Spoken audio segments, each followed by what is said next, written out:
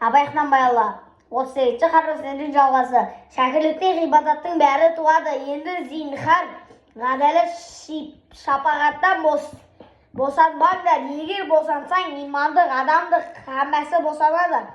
Аллайяқ софының бір фәрдәден 101-де бейжей деген басыңа келеді. Енді біздің бастығы тағриф бойынша Құдай тағала ғылымды, рақымды, ғадалетті, құдіретті еді. Сенде бұл ғылым, рақым, ғадалет үшін сипат бірлен, сипаттанбақ. Ижтихаттың шарт еттің, мұсылман болдың. Һәм толғы саяттың бар болады.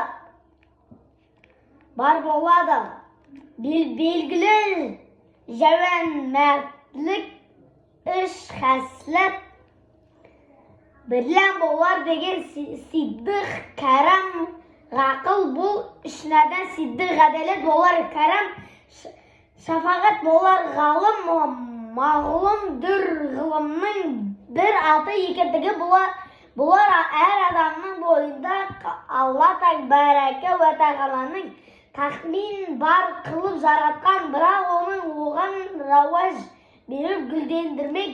Бәлки адам өзі өз хәлінше кәмелетке жеткізбек жехәтінде болмақ.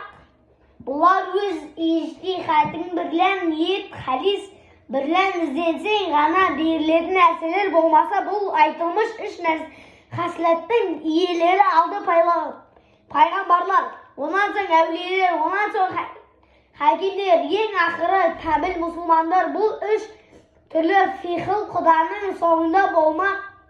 Өзің құл біл. Бұл фиқылдарға ғашық болып тұтпақты пайғамбарлар үйретті, әулиелер оқыды, ғашық болды, бірақ рауи пайдасын ғана күзетті. Ғашықтары сол хәлге жетті, дүниедегі терлік пайдасын ұмытты, бәлки хисапқа алмадыңдар. Хакимдер дүниеде тиетін пайдасын сөйлейді. Ғибрат көзіме қарағанда екісі де бірінен бірі көп жырақ кетпейді.